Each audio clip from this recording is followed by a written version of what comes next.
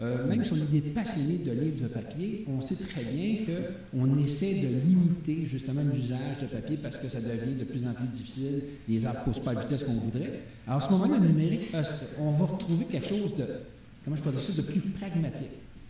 Parce qu'on se rend compte de plus en plus des gens qui sont des amateurs de papier, ils s'en vont en voyage. Là, on sait que les bagages commencent à être limités en poids. Fait que tu n'amènes plus 6 livres dans ton sac, là, mais tu amènes une tablette. Ce que tu n'avais pas à un certain moment donné. Et là, on se trouve que c'est, wow, ça commence à être pratique avec une tablette.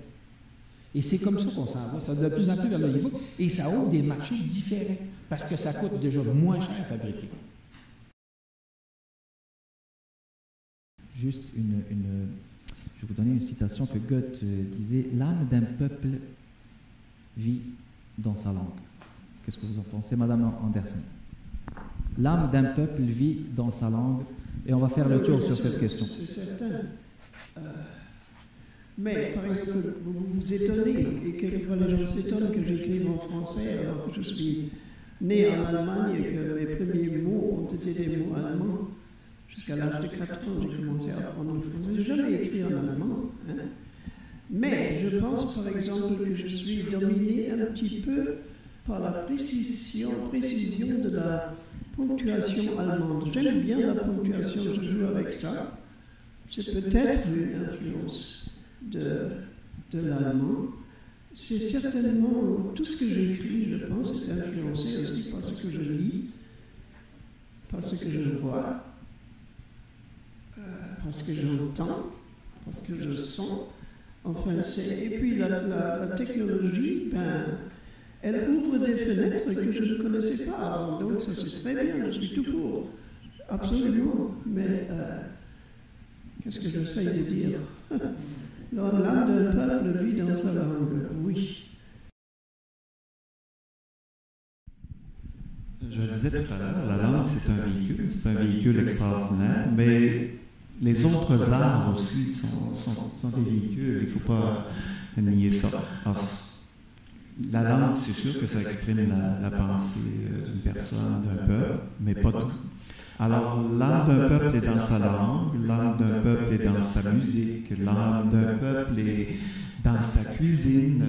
Toutes ces choses-là sont importantes aussi. La langue, c'est un des nombreux matériaux. D'ailleurs, dans mon cours de création littéraire, c'est un des éléments. On comparait c'est quoi la différence entre la langue et les autres arts, et finalement, la seule différence, c'est le matériau.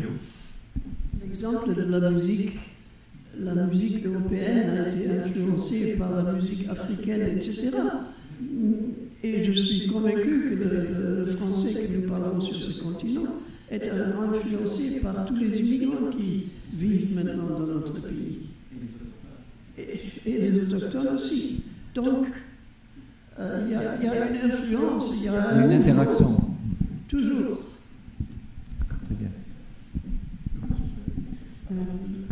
Moi, pour répondre, je soulignerais aussi l'interaction, parce que oui, je crois que c'est vrai qu'il y a quelque chose comme l'esprit d'une langue. En même temps, personnellement, j'ai une grande méfiance envers le nationalisme et les territoires fermés, et je crois que longtemps, l'idée d'esprit d'un peuple dans son art, dans sa langue et tout ça, ça a pu contribuer à des grandes violences, là, historiquement. Donc je crois qu'il ne faut pas essentialiser, tout en reconnaissant qu'il y a des palettes différentes, des couleurs différentes, un esprit différent. C'est pas restreint à des territoires, c'est pas restreint à des populations, et surtout pas en 2015 quand ça bouge, mais même en théorie. Et moi, pour clôturer, je dirais 2 phrases. Chaque phrase que vous écrivez est une connaissance que vous partagez. Et chaque phrase que vous lisez est une connaissance que vous apprenez. C'est comme ça qu'une langue s'enrichit. Merci beaucoup, Marguerite Anderson, Francis Lagacé, Olivier Tapiero, Régent Roger. Merci beaucoup.